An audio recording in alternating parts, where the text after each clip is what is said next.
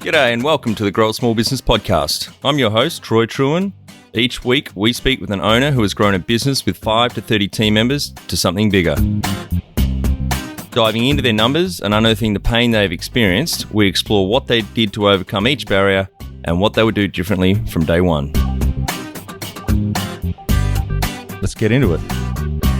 Welcome everyone. Today I'm interviewing Sheri Jones from Youth in Business based in Perth, Western Australia, obviously in Australia. Thanks for your time today, Sheri. Yeah, lovely to be with you. Thanks for having me on. Let's start with how we know each other. Your husband, Ben, reached out, thought he might be a good guest to come on the cast. And I said, no, at the moment, we're only taking female guests because we're trying to get the balance back to 50-50, which we're not far off at the moment. He suggested you would be great to come on the cast. Lovely. We're really excited to be with you today and your audience. Now, you've got a few businesses. Tell our audience a bit about your main business and what it does and how it makes money. Yeah, so the main business, my husband and I, originally I'm a primary school teacher, love working with young people. And when we started to have our own kids, we actually, after we got married, quit our jobs and traveled the world for 12 months. We just loved that freedom, the freedom to travel and to not be tied down to a job and a boss that you're asking for time off. And so we set the goal that we really wanted to become financially free, where we could replace our income and be able to have that passive cash flow to be able to enable us to quit our jobs. So that's what we did.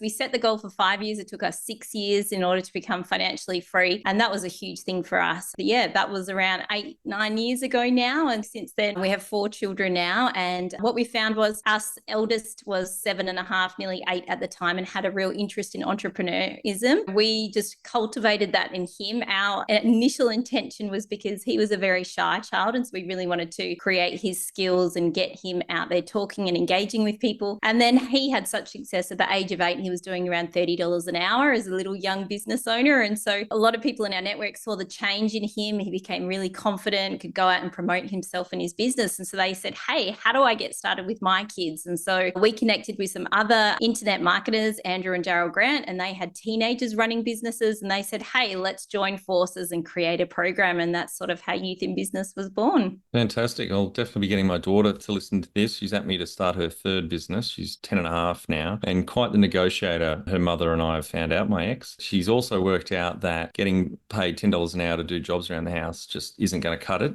And so she wants to go straight for the wealth, which is obviously having a business is where most of the wealth is created. She's already onto a 3rd one now. She's been at me to sit down. She's got a checklist, do the research, test it. And then when it's go, then you've got to do the marketing, etc. She'd be very interested in what you guys are offering. Oh, good on her. That sounds amazing. Sounds like you've got a little sassy entrepreneur there. I love it. Good on her.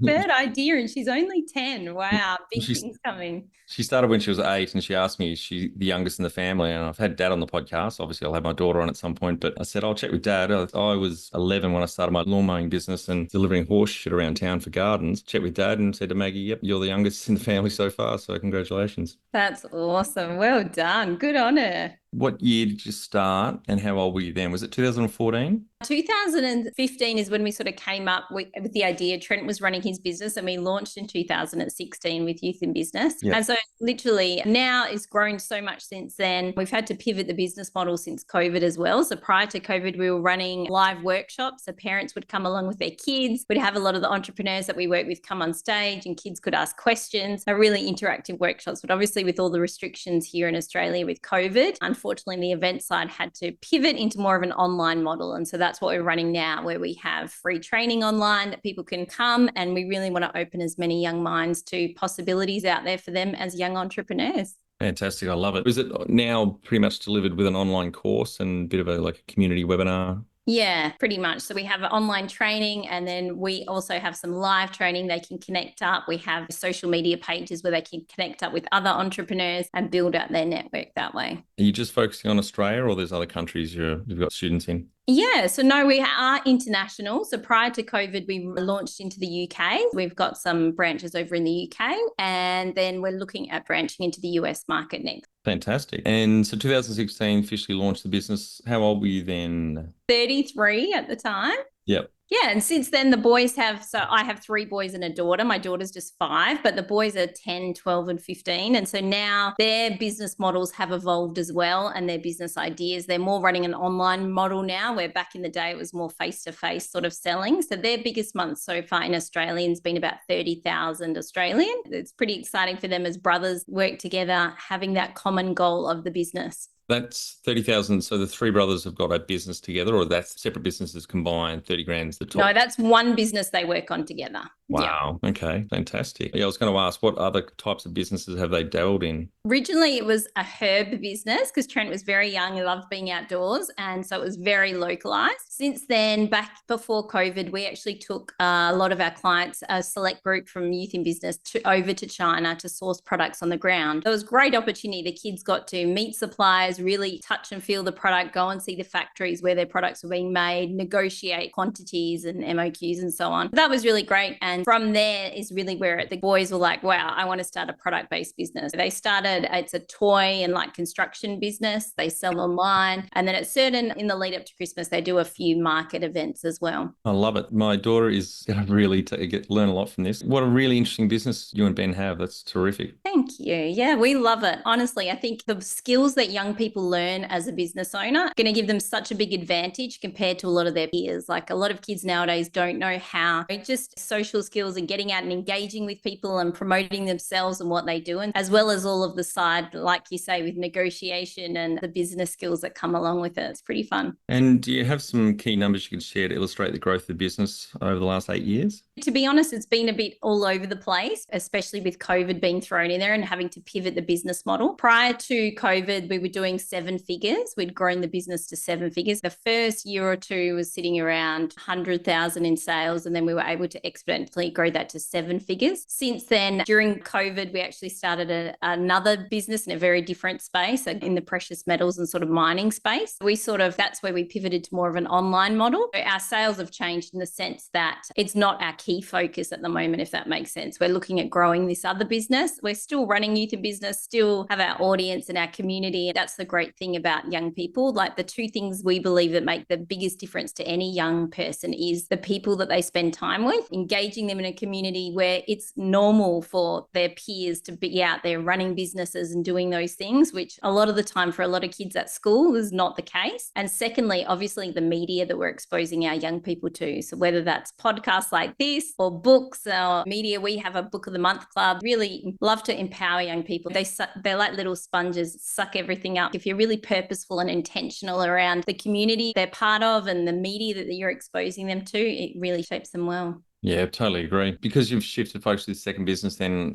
sales dropped since COVID because of the change. Yeah, it took us a while to adapt the business model. Obviously, that year we had a massive dip in sales, and then we've obviously been growing the marketing and so on out from there in terms of more of an online course. Yep. And what's your take on the Barefoot Investor's finance book for kids? I was really surprised to read in there. He's got a big angle on kids should start their own business. Yeah, he's awesome. I love the material he puts out. In terms of, there's probably a few things in there. Traditional model around kids or anyone getting started in business is you have to create a really big business plan and go out there and do a lot of planning.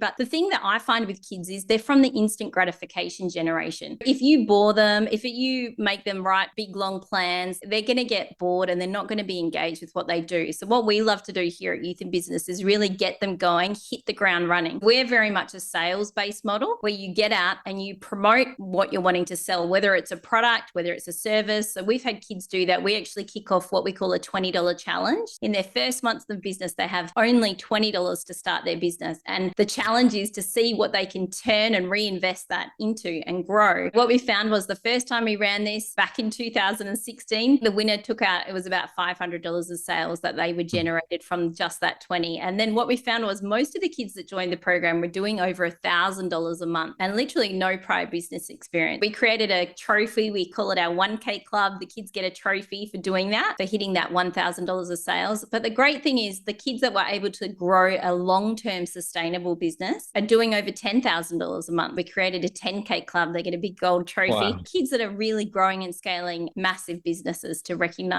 that. Where we differ is we just want kids to take action. And the great thing is when the kids start making sales, it really gives them proof of concept. concept. They're able to go out, engage with their target market, and often they pivot to what people are asking for or looking for. So kids start with sales first. There's not many problems in business that you can't with sales. That's really, we call it sell it before you build it. Have the concepts of, for example, some of our entrepreneurs, Lucas and Clay, are really passionate about the environment. Instead of having to find a lot of capital to go and buy products and hope they can sell them, they literally created a Facebook store. They created a 2-week free trial on Shopify and did over $2,000 of sales in their first 30 days. And the stock was literally, they got the cash flow in first, went and ordered the stock, shipped it straight to their customer, and they didn't even have to touch the stock. There's so many more, especially in this day and age, and the kids have so many tech skills that they can really apply to their advantage being a young person in business. Yeah, fantastic. Guessing a few of your graduates, as young as they are when they started with you, have gone on to actually be business people, like not take a traditional route and go to university and just stay in business? Yeah, so some of the kids that we've worked with have actually won Channel 7 Young Achiever Awards in business categories. Ned Heaton won the 2019 International Be the Change Award when he was just 11 with what he was doing with his business in the sustainable space. And yeah, we've had kids literally have the goal. What we find is there's a little subsection in our demographic of kids that have learning difficulties and they're not succeeding in the traditional sense of schooling. And some of these kids have massive mental challenges around that and self-esteem issues. And so the great thing is stepping into a business and having that success just boosts their self-esteem. And these are the types of kids that are growing their business to step into as CEOs once they graduate from high school. We have Kai, he's now 17, he's in his last year of school, and his whole goal was to grow the business so he could step into it. They're